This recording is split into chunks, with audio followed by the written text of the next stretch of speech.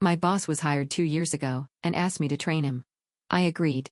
Then I found out he makes $140,000. I make $65,000. So I requested a raise. He said, "You haven't shown me any reason to give you one." I was shocked. An hour later, I got called in, and my boss went pale when my boss was hired 2 years ago, and they asked me to train him. That sentence still sits weird in my mouth, even now. Like biting into a piece of fruit and finding it's made of wax. Technically correct in appearance, completely wrong in substance. I'd been at Meridian Consulting for 6 years when David Chen walked through the door. 6 years of learning the systems, the clients, the unwritten rules that keep a mid-sized consulting firm from imploding. 6 years of staying late when servers crashed, of talking down clients who threatened to leave, of training every new hire who came through our department until they could stand on their own. I remember the morning David arrived because it was raining. One of those miserable March mornings where the sky looks like wet concrete and everyone in the elevator is silently furious about being awake. I was at my desk early, like always, working through the quarterly reports that needed to be on Sandra Kim's desk by noon. Sandra was our department head, a woman who smiled with her mouth but never her eyes and who had a habit of appearing behind you like a business casual ghost. "Marcus," she said that morning, and I managed not to jump. "I need you in conference room B at 9. The reports can wait." She was already walking away. 9 o'clock. Don't be late. Conference room B was the nice one, the one with the windows that actually opened and the chairs that didn't make your back hurt after 20 minutes. They used it for client meetings and, apparently, for whatever this was. David was already there when I arrived, sitting at the long table with a leather portfolio in front of him and the kind of smile that people practice in mirrors. He was maybe 35, a few years older than me, with graying temples that made him look distinguished rather than tired. He stood when I entered and extended his hand. "David Chen," he said. "I've heard a lot about you." I shook his hand. "Marcus Webb. I haven't heard anything about you." His smile flickered, just for a second. Sandra materialized in the doorway.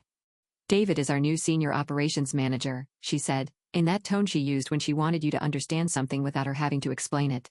"You'll be working closely together. I want you to bring him up to speed on everything.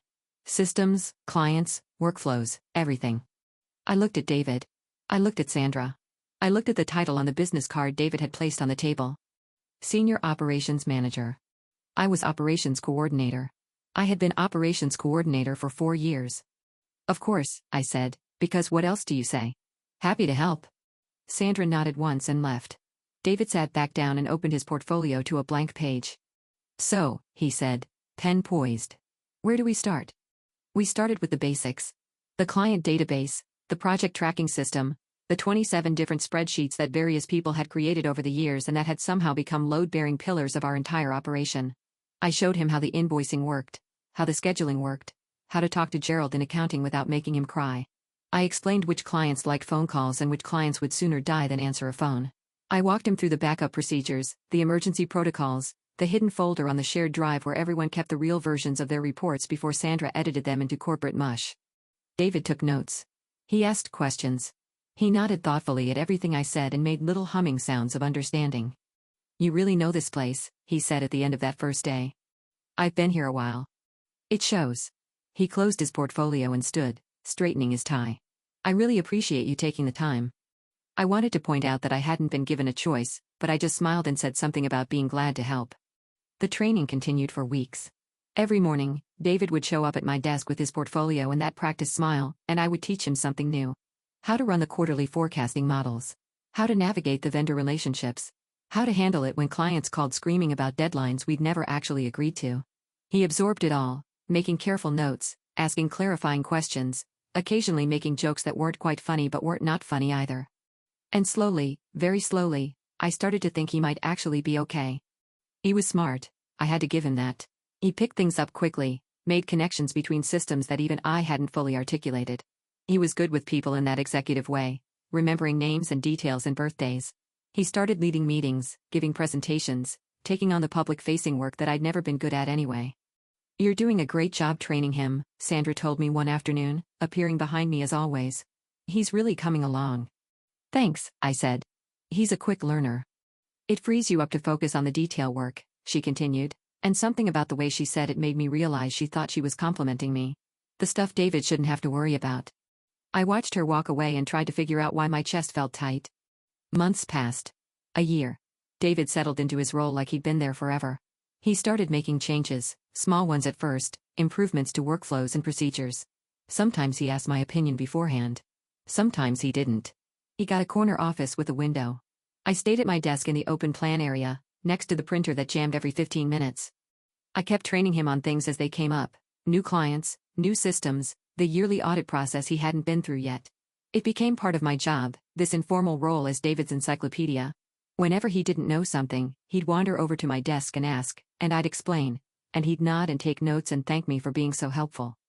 The second year was when things started to shift, though I didn't recognize it at the time. David began to distance himself from me professionally. Not in any overt way, nothing I could point to specifically. But I noticed that he started ceasing Sandra on emails that used to just go to me. He'd make decisions without consulting me first, then send memos announcing the changes. In meetings, he'd sometimes present ideas that sounded familiar, frameworks I'd explained to him months ago, without acknowledging where they'd come from. That's just how management works, my friend Jessica from marketing told me over lunch one day. They take credit for everything. It's literally their job. I know, I said. It's not that. It's just. Just what? I couldn't explain it. The feeling that I was slowly being erased, my institutional knowledge transferred to someone else and then forgotten, like a file that gets copied and then deleted because who needs the original anymore? Nothing, I said. Forget it. The conversation that changed everything happened on a Thursday afternoon in April. I was in the break room, making my third cup of terrible coffee because the quarterly reports were due and I'd been at my desk since 6 in the morning. Lisa from HR was there too, microwaving something that smelled like sadness and plastic. Long week? She asked. Long quarter. She nodded sympathetically. Same here. Benefits enrollment is killing me. And now I've got to process David's adjustment. I wasn't really listening. Can you believe the bump he got?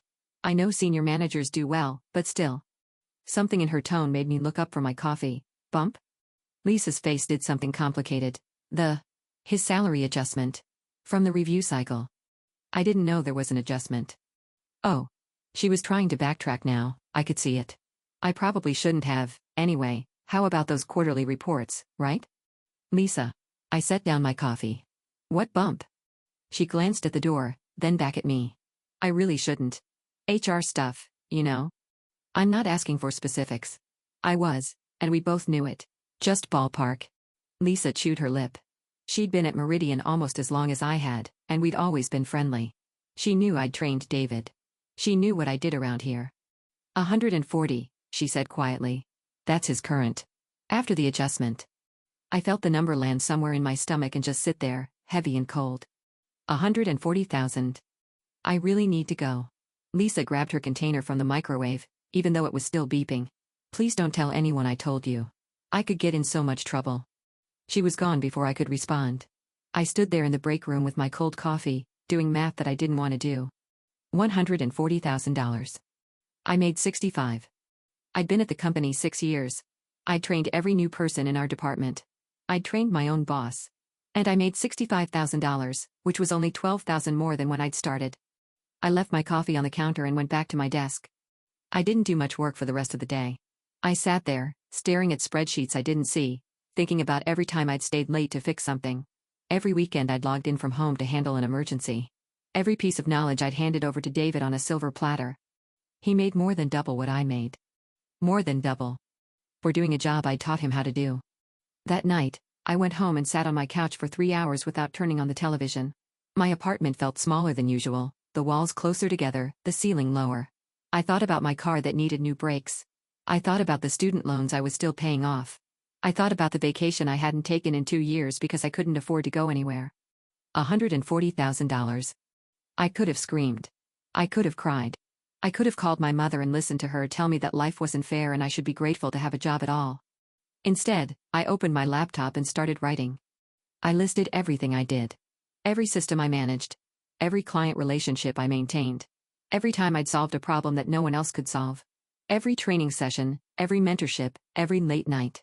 I documented 6 years of work in bullet points, cold and clear and impossible to argue with. Then I wrote a salary comparison. I researched what operations coordinators made at comparable companies. I researched what people with my experience and my responsibilities typically earned. The numbers weren't good, not for Meridian anyway. I was underpaid by almost $20,000, even without factoring in David. I saved the document and closed my laptop. The next morning, I requested a meeting with David. He agreed to see me at 2 o'clock, squeezed between a client call and his weekly check-in with Sandra. I spent the morning rehearsing what I would say, running through scenarios in my head. I would be calm, professional. I would present my case clearly and reasonably, the way you're supposed to. At 2 o'clock, I walked into his office. David was behind his desk, silhouetted against the window that looked out over the parking lot. He gestured for me to sit. "Marcus. Good to see you. What's on your mind?" I sat down. I took a breath. I told myself to be calm. "I want to talk about my compensation." David's expression didn't change, but something behind his eyes shifted. Just slightly. Just enough for me to notice. "Okay," he said. "What about it?" I'd brought a printed copy of my document. I slid it across the desk. "This is a summary of my contributions over the past 6 years. As you can see, I've taken on significant responsibilities beyond my job description. I've trained multiple team members, including," I paused, just for a moment, "including providing extensive onboarding support for senior positions. I've maintained critical systems and client relationships. And my current salary is significantly below market rate for someone with my experience and responsibilities." David picked up the document. He didn't read it, just glanced at the first page and set it back down. "I appreciate you putting this together," he said. "It's very thorough." "Thank you. But I'm not sure I can help you with this." The calm I'd been holding on to started to slip. "I'm sorry?" "Salary decisions aren't really my area." He leaned back in his chair, hands clasped over his stomach. "That's more of an HR and upper management thing. Sandra would have to approve any adjustments. You're my direct supervisor." "I am. But I don't control the budget. You understand." I understood.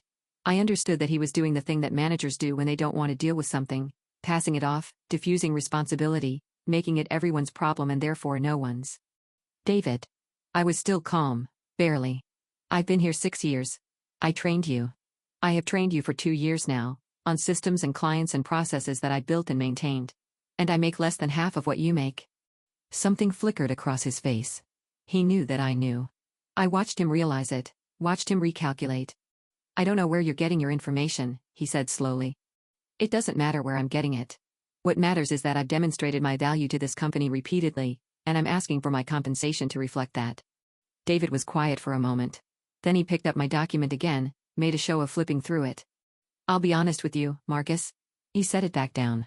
"I've looked at your work over the past couple of years. And I just haven't seen anything that would justify a significant salary increase." I stared at him. "Haven't seen anything?" "Your work is competent," he continued, as if he were discussing the weather. "You do what's asked of you. But if you want to move up, you need to show initiative, leadership. The kind of qualities that make someone stand out. I trained you." My voice came out strange, flat. "I taught you this job. And I appreciated the orientation." He smiled, that practiced smile. "But training a new colleague is part of being a team player. It's expected. It's not something that earns extra compensation. It's not orientation. I've been teaching you how to do your job for 2 years. Marcus." His voice hardened, just a little. "I think you might be overestimating your role here. I came in with significant experience in operations management. You helped me learn the specific systems at Meridian, yes. But the strategic thinking, the leadership, that's not something you can teach. That's what I was hired for." I opened my mouth to respond, but nothing came out. What do you say to someone who's rewriting history while you're still living it?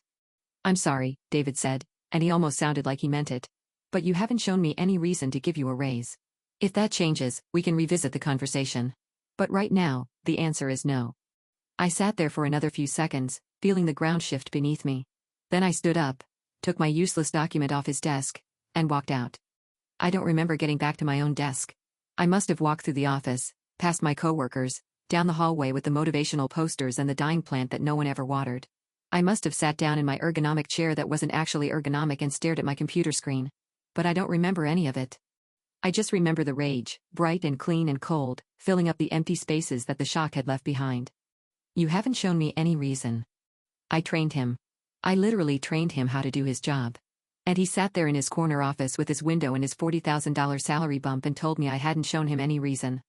I was still sitting there, not working, not moving, not doing anything except trying to keep myself from screaming, when my phone buzzed. A text from a number I didn't recognize. "Check your personal email, important. Don't use the work computer." I stared at the message. I should have ignored it, probably. Some scam, some phishing attempt, some wrong number. But something about it, the timing, the specificity, made me pull out my personal phone and open my email. There was a new message in my inbox. No subject line. The sender was a string of random numbers at a generic email provider. The message contained a single attachment, a PDF. I opened it. At first, I didn't understand what I was looking at. It was a spreadsheet, rows and columns of data that looked like they'd been pulled from our internal payroll system: names, job titles, hire dates, salaries. Then I looked closer, and my heart started pounding. The spreadsheet showed every employee in our department, their current salary, their salary history, and their performance review scores. But that wasn't what made my hands shake. There was a column labeled Proposed Restructuring.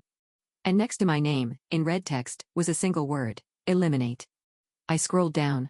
There were more names marked for elimination, mostly people who'd been at the company longer than 5 years. People with higher salaries. People who'd been given modest raises over time that added up to more than the company wanted to pay. Below the elimination list was a summary. A projected savings calculation. A timeline for workforce optimization that started in 3 months.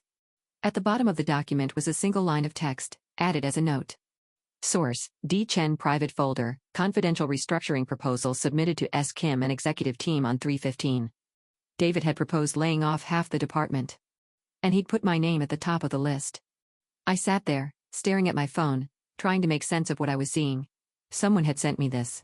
Someone inside the company, someone with access to David's private files, had deliberately leaked this information to me. Why? My phone buzzed again. Another text from the same unknown number. Conference Room A. 10 minutes. Delete these messages.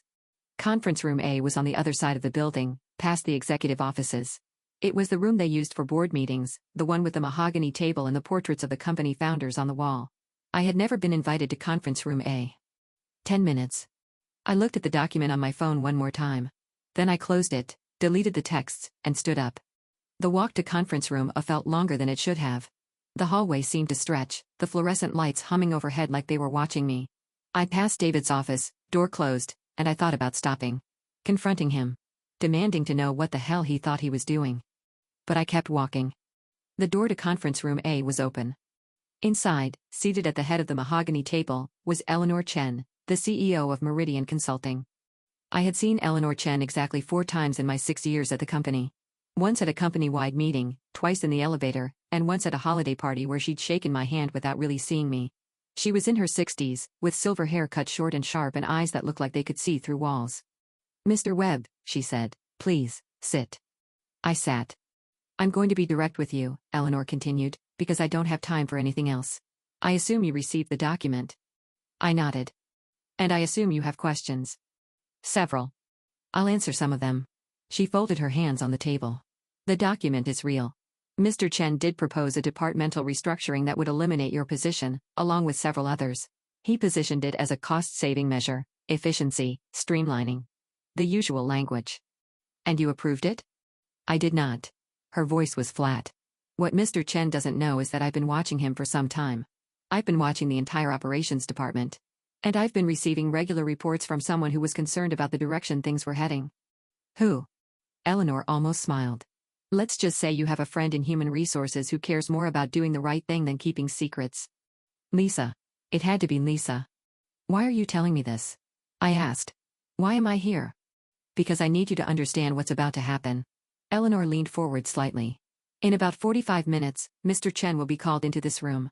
He will be informed that his restructuring proposal has been rejected, that his expense reports have been flagged for investigation, and that his services are no longer required." I felt something shift in my chest. Something that might have been satisfaction, or justice, or just the release of pressure that had been building for 2 years. "He's being fired?" "He's being fired." Eleanor nodded once. "And I need to know if you want his job." I opened my mouth.